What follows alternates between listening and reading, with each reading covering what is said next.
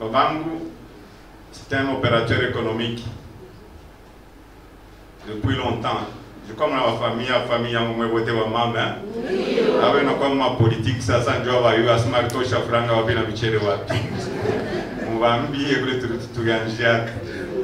Le célèbre auteur camerounais Mongo Betty a dit dans son livre « Trop de soleil tue l'amour », je cite, « La femme est l'avenir de l'homme, mais la polygamie est l'âme en Afrique ». Fin des citations.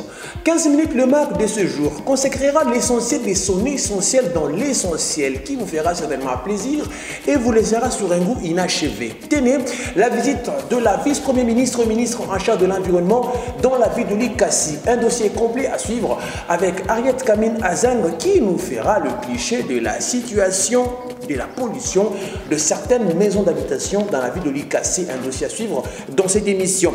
15 minutes le mag a déroulé comme d'habitude son tapis rouge. Cette fois-là, c'est en honneur de celui qu'on appelle M. Dieudonné Bolengueteng, qui est secrétaire général du parti de Moïse Katumbi, Ensemble pour la République, avec qui nous allons traiter des questions existentielles sur les conflits de leadership au sein de l'ensemble au niveau de la ville de l'Ikassi. Qui de Maître Sefer Ramazani et Kiler Moubambe est censé représenter Ensemble pour la République? Des réponses à suivre dans cette émission 15 minutes le mag.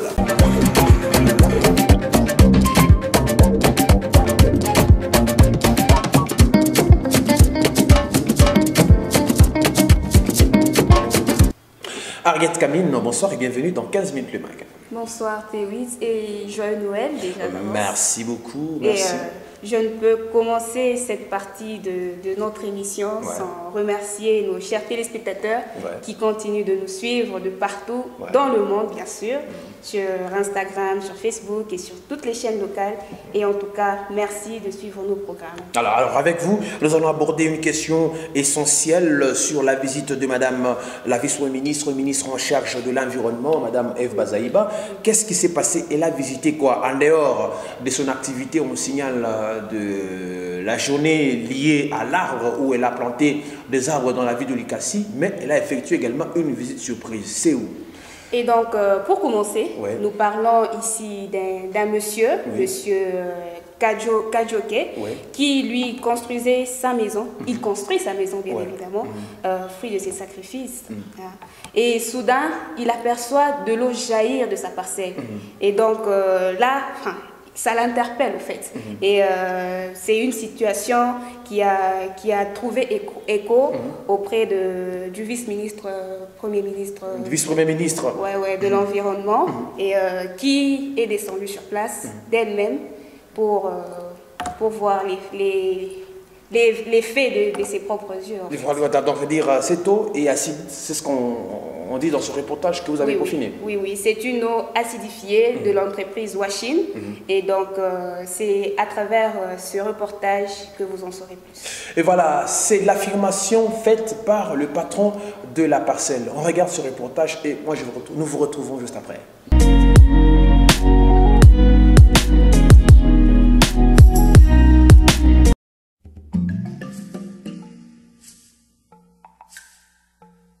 C'est loin d'être une source naturelle, mais plutôt des eaux acidifiées qui proviendraient de l'entreprise Washin, nous confie le responsable de cette parcelle. Les dégâts causés par ces eaux sont incalculables. Bref, l'écosystème est détruit par ces acides.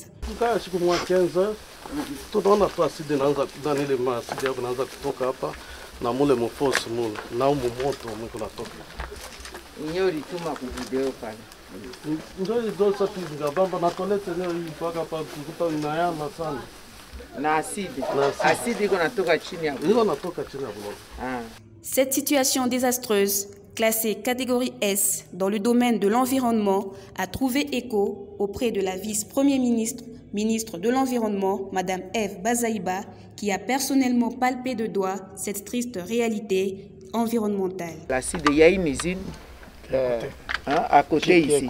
Alors maintenant, moi je voudrais savoir comment ça se passe, c'est-à-dire au niveau des bassins, cela et puis ça filtre C'est possible. C'est-à-dire que quand on fait les bassins, on met les géomembranes. C'est imperméable, normalement. Mais ça dépend aussi de la qualité de ces géomembranes. Parce qu'avec le soleil et tout ça, c'est du plastique. Hein. Si ça se casse, il y a des infiltrations qui peuvent se faire. Donc ces infiltrations-là peuvent couler. Donc ça va commencer à couler, à chercher certains... Mais là, c'est dangereux, même quand nous parlons des forages d'eau dans ces nappes aquifères. Les gens vont mourir. Mais maintenant, il faut voir... M. Kadjoké émet un seul vœu, son indemnisation. Par ailleurs, M. Kadjoké renseigne qu'il y a un procès contre l'entreprise Washine. De l'œil de certains observateurs, si M. Kadjoké est pollué par ces acides, que dire de la population qui ceinture cette entreprise? C'est un dossier lourd sur lequel 15 minutes va s'y pencher. Et voilà, nous venons de suivre ce reportage. En tout cas, c'est un dossier très lourd. Oui, c'est un dossier vraiment lourd. Ouais. Et en fait, M. Kadjoké souhaite vraiment être indemnisé par rapport à cette situation. Donc, il souhaite être indemnisé pour qu'il ait la possibilité de construire ailleurs. Oui. Je pense bien que personnellement, à sa place, c'est ce que j'aurais fait. Parce que c'est un endroit dangereux. S'il a des enfants, c'est un endroit dangereux. On ne peut pas vivre au milieu de tant d'acide. Alors, si M. Kadjoké, lui, dans sa parcelle, c'est dans la proximité, que dire de la population qui y est déjà? Oui, retour. Alors, merci beaucoup, Ariette Kamina Zeng. Nous vous laissons la possibilité d'aller fouiner et surtout d'aller voir les gestionnaires de cette entreprise pour en savoir un peu plus. En tout cas, je vais m'y mettre.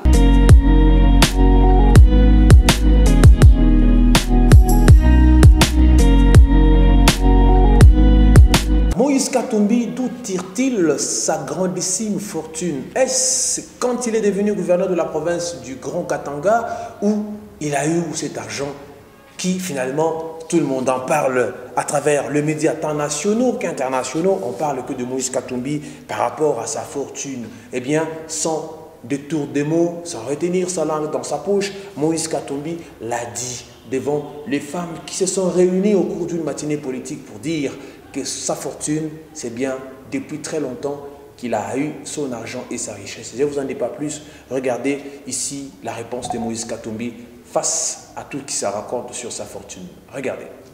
Babangu, c'est un opérateur économique depuis longtemps. Je comme la famille yangu voté wa mama. Awe na comme ma politique sasa ndio abayu asmari tosha franga wapi na michere wapi. Bon, Babangu, c'est un opérateur économique depuis longtemps. Je comme la famille yangu voté wa mama. Awe na comme ma politique sasa ndio abayu asmari tosha franga wapi na michere wapi. Muvambi ekule tuganjia. Bon.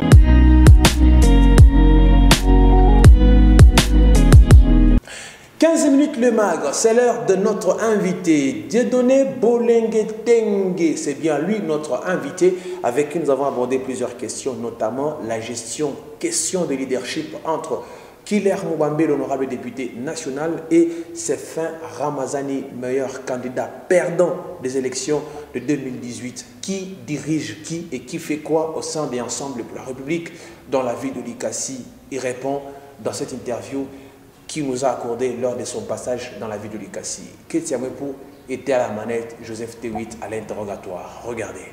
Honorable député national, comment vous réagissez tout de suite à l'entérinement de Denis Kadima et que finalement c'est le président de la République qui confirme?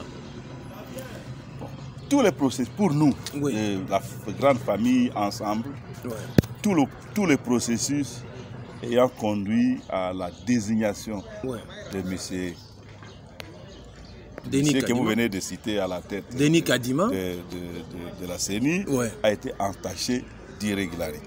À chaque étape, nous avons dénoncé ces irrégularités. Et nous avons conseillé au président de l'Assemblée nationale qui conduisait les négociations et les tractations aux différentes étapes de ne pas aller jusqu'au bout de sa démarche dans l'intérêt de la République. Nous n'avons pas été entendus. Même à la veille de l'enterrement à l'Assemblée nationale, nous avons indexé ce qui n'allait pas dans le processus. Nous n'avons pas été entendus. notre président national a écrit au chef de l'État un courrier qui va certainement faire partie des documents historiques de notre pays. Excusez-moi, vous parlez du courrier, pour vous relancer, vous parlez du courrier que vous rendez tout de suite public sur les réseaux sociaux. Est-ce que c'était classique ou c'est par là qu'il fallait passer? Le plus important, c'est le contenu de ce courrier. Oui. Qui rappelait les repères essentiels que nous devrions avoir à l'esprit, oui, hein, pour ne pas perdre de vue que l'union sacrée a été créée pour améliorer la gestion du bien public, ouais, et conduire la nation vers un peu plus d'apaisement, un peu plus de concorde. Bon, nous avons dénoncé tout ce qui a été irrégulier, et jusque maintenant, en dépit de tout ce qui s'est passé, nous sommes en désaccord profond avec ceux qui ont conduit ces processus de désignation, d'entérinement et d'investiture. Alors, pour nous, oui, il vaut mieux que le pays ait une CENI qui rassure tous les compétiteurs électoraux, alors, et qui prédispose à une élection transparente et démocratique dans notre pays. Okay, tant que nous n'avons pas cela, oui, nous serons du côté de ceux qui vont contester et de ceux qui vont se mobiliser et mobiliser pour qu'on en arrive à quelque chose qui rassure que la justice est au rendez-vous. Honorable, tambour battant, vous entrez dans l'Union sacrée de la nation. Votre attitude, c'est pas du pyromane auquel vous jouez? Nous ne sommes pas entrés dans l'Union sacrée comme des personnes résignées, oui, comme des applaudisseurs. Oui. Parce que nous sommes entrés dans l'Union sacrée en considérant qu'au moment où le président de la République a tendu la main aux différentes forces politiques et sociales de ces pays pour les sortir de ce que lui-même a appelé une situation de blocage, la population congolaise était en droit d'attendre de lui et de ce qu'il était en train de souhaiter, du changement positif dans le pays. Et nous avons voulu être partie prenante de ce qui contribue à ces changements-là. C'est pour cela que nous nous sommes engagés, nous avons répondu à la main tendue du président de la République. Mais nous ne l'avons pas fait de façon à donner un chèque en blanc à qui que ce soit. Nous avons proposé un cahier de charges pour clarifier ce que nous étions censés entreprendre ensemble. À ce niveau-là déjà, nous avons senti qu'on n'avait pas les mêmes agendas, mais nous avons considéré que le plus important, c'est de donner à la population congolaise la preuve de notre bonne foi. Et la suite des événements a démontré que n'était de bonne foi que nous. Les autres sont prêts à marcher sur l'intérêt de la population, à imposer une escroquerie, je dirais, d'État, comme l'histoire de la taxe RAM, oui, à donner l'impression qu'on peut avoir un système éducatif totalement gratuit, c'est-à-dire qui ne paye pas les enseignants, qui ne les motive pas, à donner l'impression qu'on a besoin d'une CENI tordue, oui, pour la République. Alors, donc la suite des événements n'a fait que nous donner raison, oui, ainsi toute la ligne. Donc nous sommes fiers de la position que nous défendons, parce que le contraire de cela, qui est défendu par les autres, ne mène pas à la bonne direction. Honorable, vous êtes député national, il semblerait que Ensemble pour la République, vu dans la gloutonnerie, voudrait tout avoir, tout pour lui. C'est-à-dire, on vous a proposé, me semble, le poste de premier vice-président de la CENI, et du coup, vous avez refusé. Comment vous répondez à cela? Non. Il y a un poste, c'est-à-dire que vous appliquez aussi la politique de la chaise vide. Au sein de l'Union sacrée de la nation, selon l'approche voulue par les autres composantes, il y a 5, je répète le terme, il y a 5 composantes au sein de l'Union sacrée. Ouais. Les ex-FCC, oui, Ensemble, oui, TACH, oui, FDC allié, oui, et MLC ADN. Oui. Nous sommes la deuxième force politique de cette Union sacrée. Et capricieuse. Sans notre apport, l'Union sacrée n'aurait jamais existé. Et pourquoi le bureau Mabunda ne serait jamais tombé. La seule chose que nous avons demandé en ce qui concerne la CENI, c'est de nous reconnaître ce qui nous revenait de droit. C'est-à-dire, une fois qu'on aura attribué le poste précédent, oui, à la première force, oui, il fallait que le poste qui suivait soit également attribué premier vice-président. Nous n'étions pas contre que ces postes soient attribués aux ex-FCC de l'Union sacrée. Oui. Les postes qui nous revenaient de droit étaient les postes des rapporteurs titulaires. Oui. Et puisque l'UDPS a voulu occuper les postes des rapporteurs, nous avons dit très bien, si vous tenez à ces postes, il faut une compensation que nous considérons comme équivalente. C'est-à-dire qu'il faut au moins le poste de premier vice-président. Ils ont choisi de nous pousser à la portion congrue. Nous avons dit non, nous n'étions pas là pour les accompagner dans la bêtise et nous avons dit non jusqu'au bout. Jusque maintenant, nous continuons à dire non. Okay, vous continuez à dire non. S'il s'avère qu'à ce jour, le tableau que vous décriez reste maintenu jusqu'en 2023, Ensemble pour la République participera aux élections ou sera obligé de déposer les clés sous les paillassons? Le peuple congolais, qui est les souverains, je dirais, le peuple souverain de ces pays, qui a la légitimité du pouvoir dans ces pays, est témoin de ce qui se passe. Nous allons rester en harmonie avec ses aspirations, avec ses intérêts les plus importants. Nous irons du côté où ira le peuple congolais. Et nous sommes certains au moins que le peuple ne va pas s'accommoder de l'injustice. Parce que les situations d'injustice n'améliorent pas son vécu quotidien. D'ici à 2023, beaucoup de choses peuvent se passer. Et cela appartient au peuple congolais, au peuple souverain, de démontrer qu'est-ce qu'il accepte et qu'est-ce qu'il n'accepte pas. Nous serons du côté du peuple, tout simplement. Honorable député national, vous êtes un monsieur des convictions, des rationalités dotées d'intelligence. Voilà pourquoi vous avez été aussi parmi les ministres dans ce pays. Est-ce qu'aujourd'hui, au regard de vos convictions, s'il arrivait que Moïse Katumbi, le président Moïse Katumbi, décide de rester dans l'Union sacrée contre vents et marées, quelle serait votre position personnelle? Non, ma position personnelle a été exprimée comme un avis. Au même titre que les avis exprimés par d'autres députés, par les sénateurs de la famille politique, par ceux qui sont dans les institutions comme ministres, par les hauts cadres du parti au niveau de la coordination nationale des jeunes, la coordination nationale des femmes, la coordination des organisations et associations katumbistes, les coordinations provinciales, ainsi de suite. Chacun a donné son avis. Nous faisons confiance à notre président national.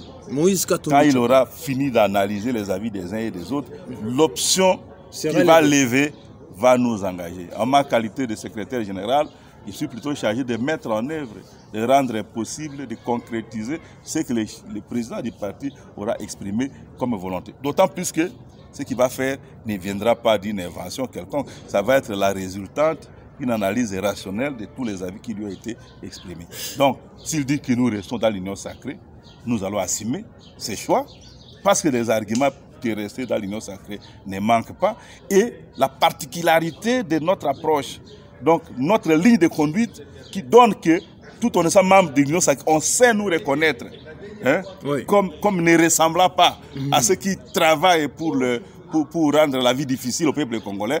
Notre marque de fabrique est connue.